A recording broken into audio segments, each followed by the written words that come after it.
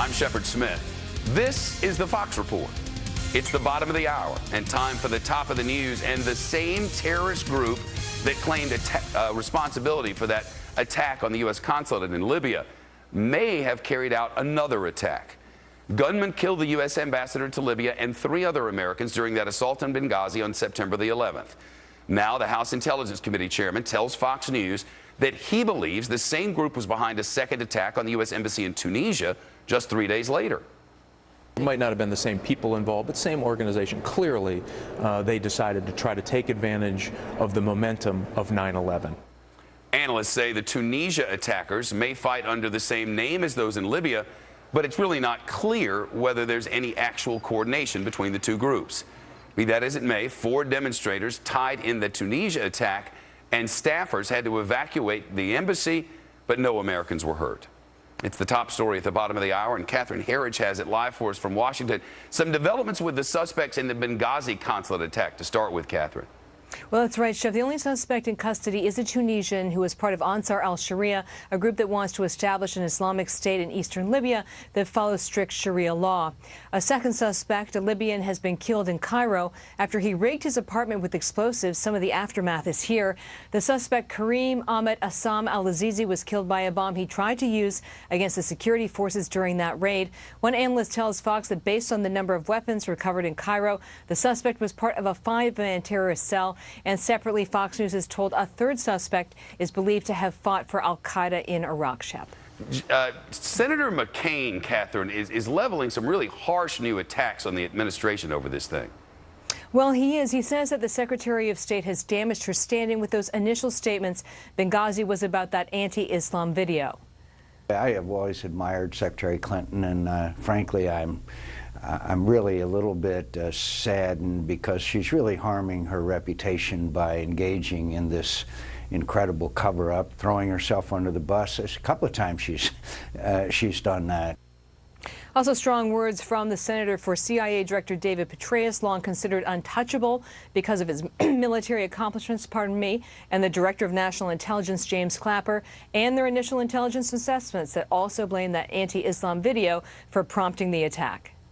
The talking points came from the White House, but the White House clearly had to get their information from Clapper and Petraeus, and that, to me, is beyond anything that I have ever imagined of these two individuals and their agencies, if it's true. U.S. intelligence official recently insisted to Fox that there is still evidence the militants in Benghazi saw the U.S. embassy being overrun in Cairo, part of that demonstration against the video, and that this single act inspired the terrorists to act in Benghazi, though that is disputed by many Republicans on the Hill, Shep. Catherine Herridge in Washington. And in the hours and days after that attack on the consulate at Benghazi, there were so many questions and a lot of confusion. Now we have a much clearer picture of what actually happened when the terrorists assaulted that compound and set the place on fire. We've prepared a detailed 4-minute-long report on exactly what happened when. Here's Greg Palkot. September 11th, around 10 p.m. The entire safe haven, which takes up part of the first floor of the main residence, is black with thick smoke and fumes. Ambassador Stevens, Sean Smith, and David Ubben move to a bathroom within the safe area, which has a window. They try to open it, but it doesn't help. There's just too much smoke. They drop to the floor, trying to get air, but even down there, they can't breathe. So they decide to leave the safe haven and take their chances with the armed attackers who have taken over the U.S. compound. Fighting the heat and smoke, they find another window grill they can open. This is the window that Special Agent Ubben jimmies open and crawls out of, but Stevens and Smith do not crawl out after him. And so, even though he can barely see, barely breathe, he goes back in. In fact, he goes back in and out several times. He can't find them, and he is overcome with smoke. Ubben struggles up a small ladder to the roof of the building and collapses. He radios the other agents. Another U.S. agent in full combat gear emerges from the Tactical Operations Center. Throwing a smoke grenade to hide his movements, he moves to the small residence and gets the 2 agents holed up there out. The 3 then get into an armored vehicle parked nearby and drive the short distance to the large residence. Taking turns, they crawl into the residence on their hands and knees, feeling their way through the building to try to find their 2 colleagues. They find Smith. They pull him out of the building. He's dead. Now remember, the crack site security team is gone, but there's a small unit of security at the annex a mile away. 6 Americans and 16 from the Libyan militia arrive. Some surround the compound, the others go in. They're unable to find Stevens. By 11, the Libyan forces say they can no longer hold the perimeter. The American agents carrying Smith's body pile into an armored vehicle and exit the main gate. They head for the annex about a mile away. The crowd fires upon them and throws 2 grenades under their vehicle.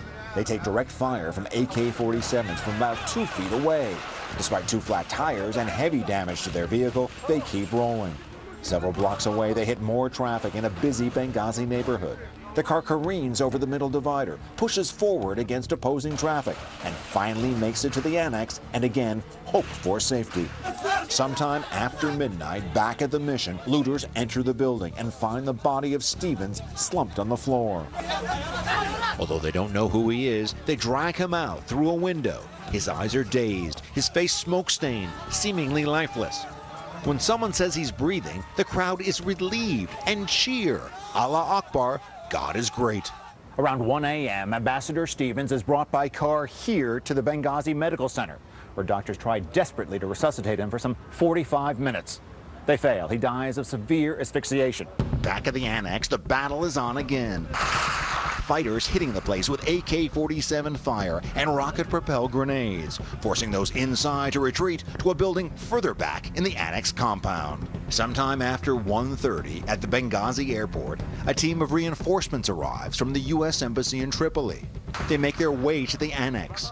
According to reports, they were going into an ambush. Around 4 a.m., this annex compound is hit by another wave of attacks. It is described as planned and precise. A round of mortar fire targeting the roof of a building set well behind this gate. That turns out to be dangerous and deadly.